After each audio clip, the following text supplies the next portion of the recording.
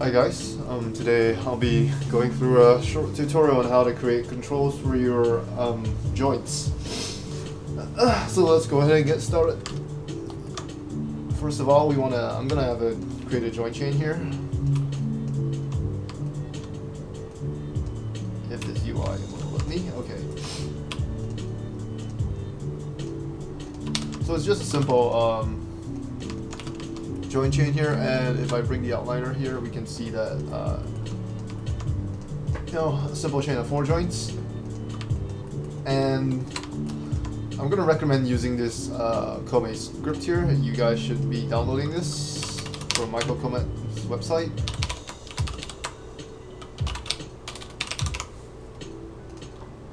But failing that, you can always use the Maya's default replace names tool here. Search and replace.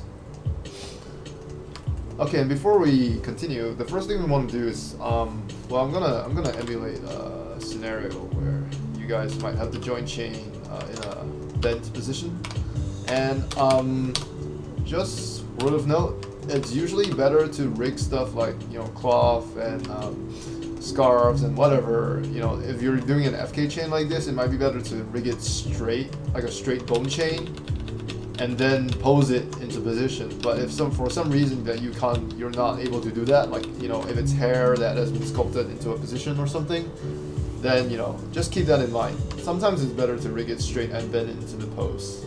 Okay. But before we do anything, I'm just gonna ensure that the joint orientations are correct. So what I'm gonna do here is check it. So you should also have downloaded this tool. If you don't have the Kome joint orient tool, which lets you do this by showing the axes of the joints, you can also go to the Maya's own. Maya has its own joint orient tool here, which I don't like as much because it has a few caveats that you might experience if you rotate your joints instead of translating them, which I did.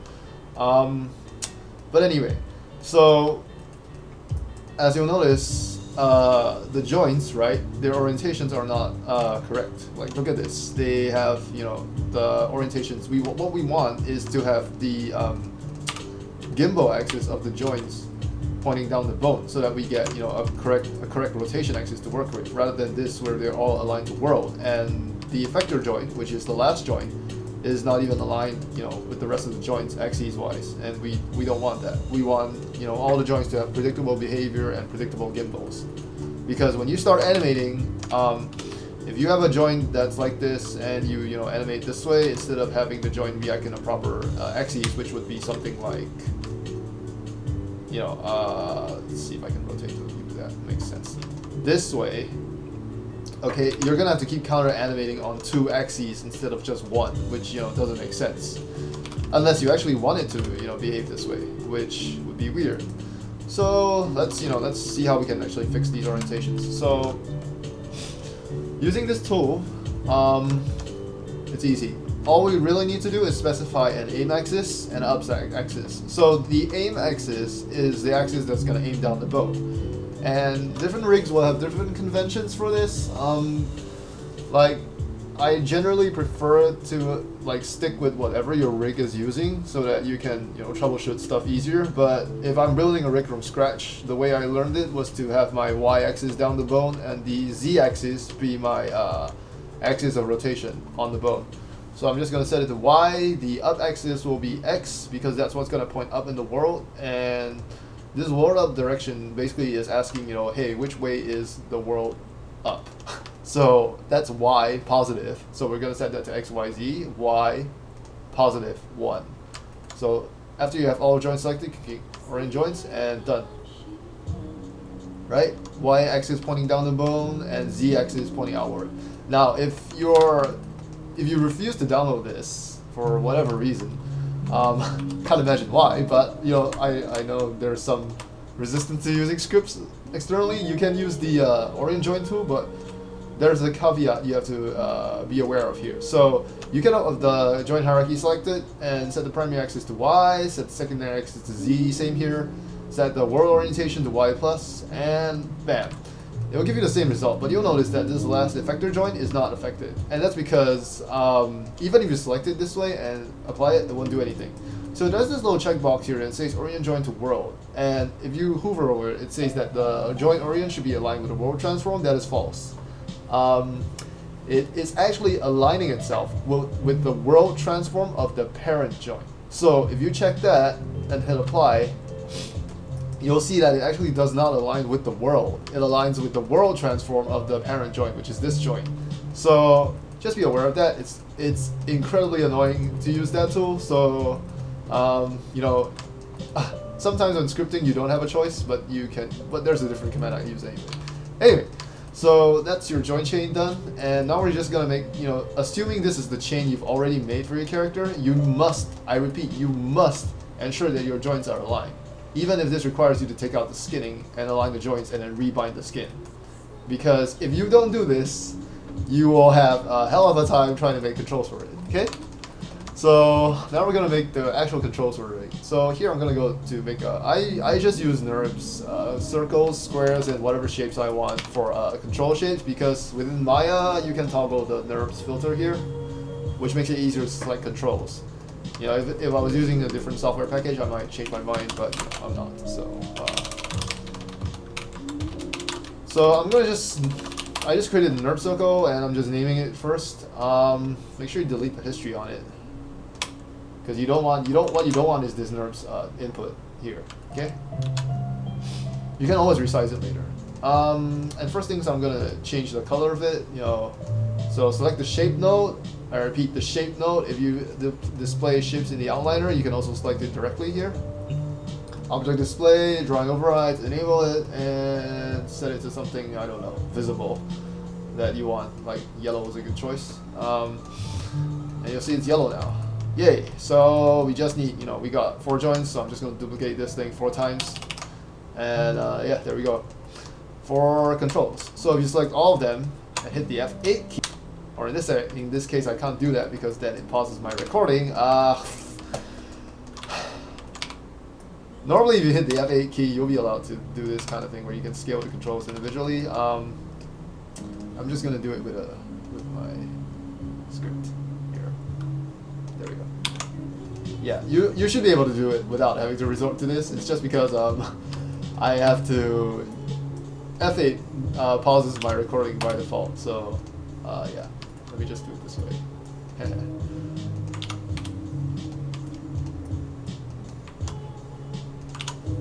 Okay, we've got 4 controls that are scaled up and ready to go. Remember to scale them via component mode. Don't scale them this way, because you'll notice here you get scale, and we don't want that.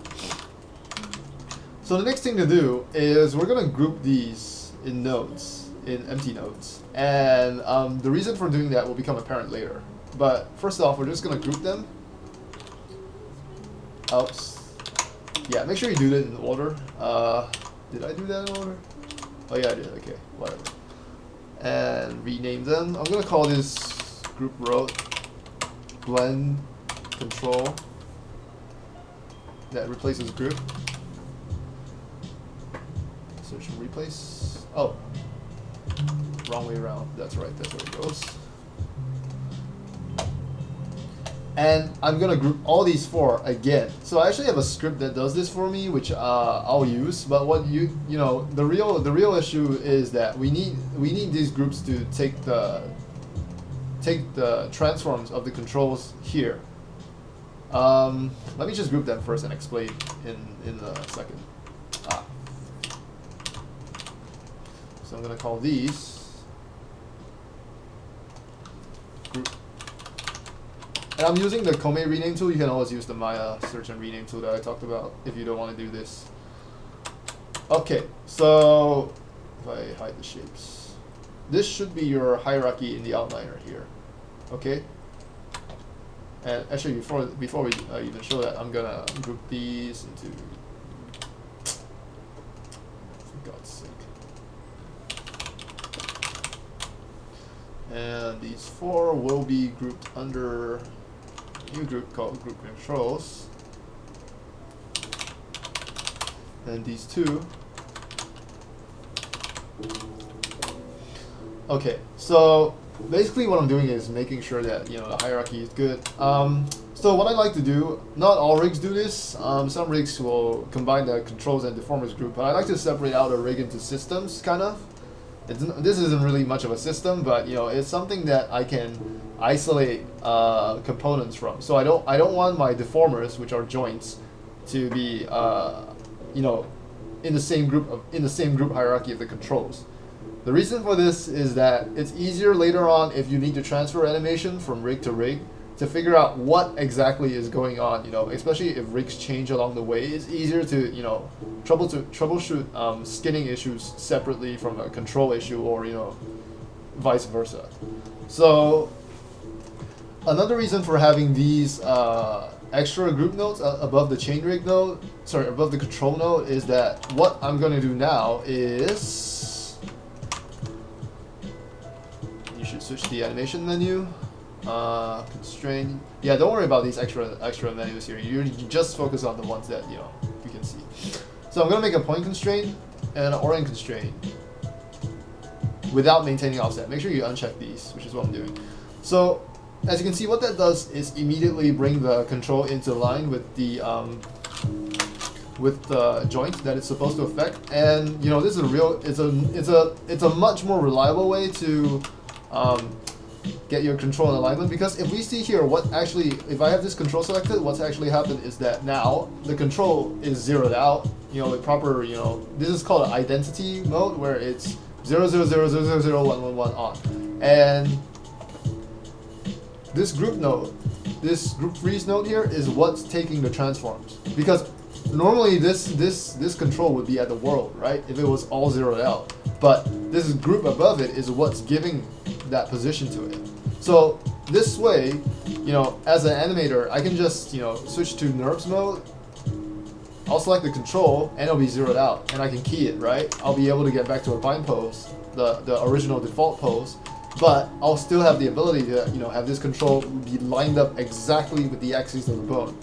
And, you know, you could snap it into position, that kind of thing, and then orient constrain it. I just prefer to, because I have a script that actually does this for me that I wrote, so, you know, nowadays I just use that, and I highly recommend writing scripts to help you out. You know, whatever can be automated should. That's a good way to think about it. So, you know, there's no reason to kind of do this. So I'm gonna do it again in case you missed it. Basically, I'm taking the object that is gonna be the constraint to, or the object I'm gonna constrain to, the object I'm gonna constrain, which is the group node, group freeze node, constrain point, constrain orient, and then delete those constraints. The constraints are only there to get it into position. You're going to constrain the joints later on. You're not going to constrain the controls to the joints, because that wouldn't make sense. So anyway, yeah, we've got the movers lined up with the joints, and what we're going to do now is actually connect the joints to the movers. So that's the last step actually in get. Oh wait, actually there's one more step. So if we notice, if I rotate these movers right now, they're they're not doing anything. They are doing something. They're transforming, but you know, depending on what you're rigging, you might want this kind of behavior where the movers are independent of each other. But you know, this feels like it's more of an IK thing than a FK chain, right? FK chain, this mover would affect this, and would affect this. So what are we gonna do? Just parent them, because I mean that's all FK chain is, right? This is parented to this, that's parented to that, and you know, so on. So we could do a series of constraints to get the same kind of behavior, but you know, for something as simple as this, just parent it. So select your group freeze node, parented to that, select that, parented to that, select this last one, parented to this, and there we go. We have an FK chain, right? Because that's all really what an FK chain is. It's a series of parallel relationships, right? Okay, very good. So we've got the FK chain set up, and now the last thing we need to do is to get the joints working with the chain, right? So we want these controls to control the joints.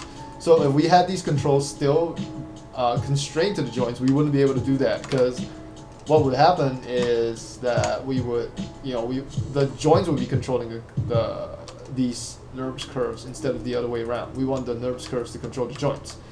So what I'm going to do now is I could directly constrain these joints right to the movers. Okay, I could do this where I just do a parent constraint directly on the joint, and this would now work, right? As you can see, it's rotating the joint.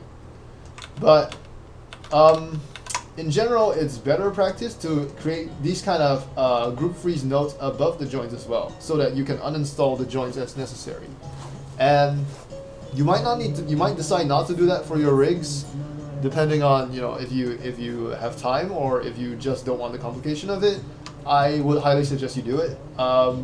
It will take a little bit of time if you don't have the script to help you, but I think it's worth it. And what it does is allow you to extend your rig should you need it, right?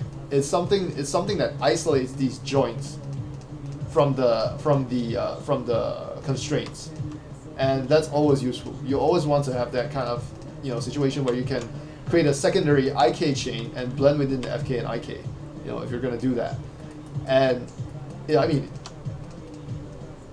it's not required technically for just an FK rig, but you don't want to put yourself in a situation where you can't extend the rig, if you have the time. And I always think it's better to, some people probably have different ideas on this, but I personally think it's better to have your rig be extensible instead of, locked to that forever, or at least very difficult to modify without, losing your animation.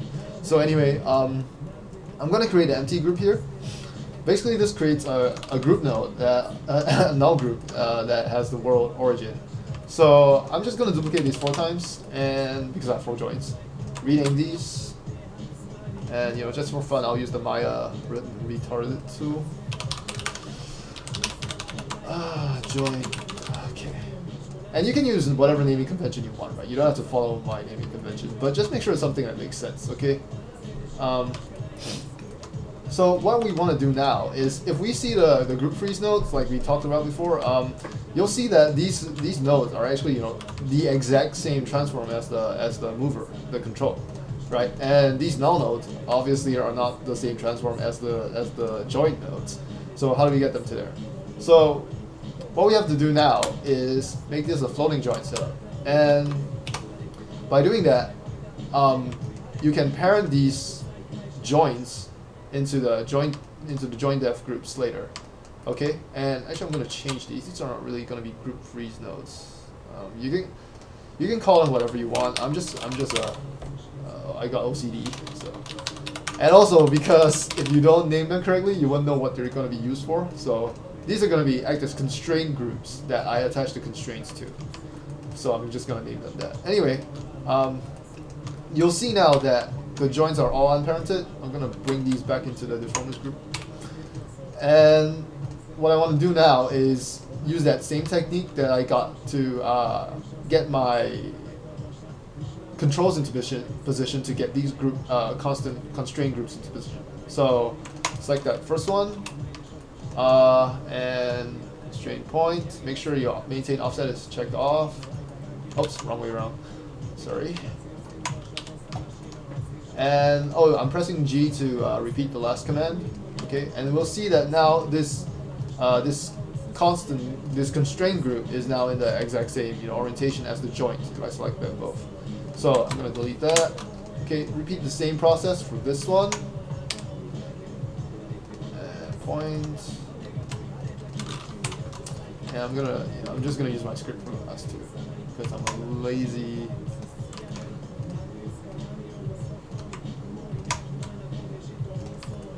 Okay, so now we got these 4 constraint groups that are lined up exactly how we want them. Okay, I'm going to unparent these, and I'm going to parent each joint now to its own constraint group.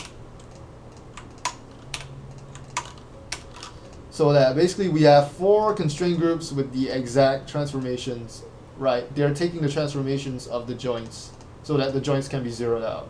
And that's another thing you want. You want the joints to have zeroed out transforms, so you have more predictable behavior. when you are troubleshooting stuff. So if you've done it all right, okay, this should be the hierarchy of your rig, where you have your joints. Each joint has its own constraint group. You have the group controls, where each control will have intermediary blend node and a group freeze node above it that takes the transforms of that control. And the control itself should be zeroed out. Okay? And the last thing we need to do, obviously, is actually get the joints, now parent constrained to the damn controls. So all we need to do is use this new node that we have, these group constraint nodes, and constrain them. So this control here is gonna control that last one. So select that. Select the group constraint node. Don't select the actual joint because we went through the trouble of creating that, and just do a parent constraint. There we go. It's now moving that joint. And do the same thing for the last three controls. Select that. Select the group constraint node. You can do a parent constraint here. There are some cool setups you can do that you might not want to use a parent constraint node. Sorry, parent constraint. And that will allow you to control rotations and stuff independently. I'm not going to do that here because you guys don't need it. So, ta-da! Parent constraints, relationship with an FK chain. And in an updated tutorial, I'm going to show you what we are going to use these rotation blend nodes for. But the last thing to do is to switch your selection filter to joints here. Select all your joints and hide the axes because we don't want that in the viewport.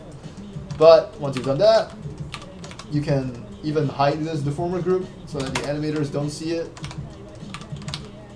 Switch back to NURBS curves. There you go.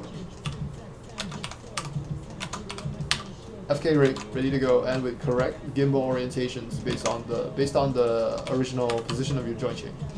So that's it. That's the fast, well, not really fast, but the right, well, not really right. There's always a better way, but the best way I know of to create controls for a rig and to have it, be grouped up really nicely, very neat and tidy, and anyone who steps through this hierarchy will know what's going on easily.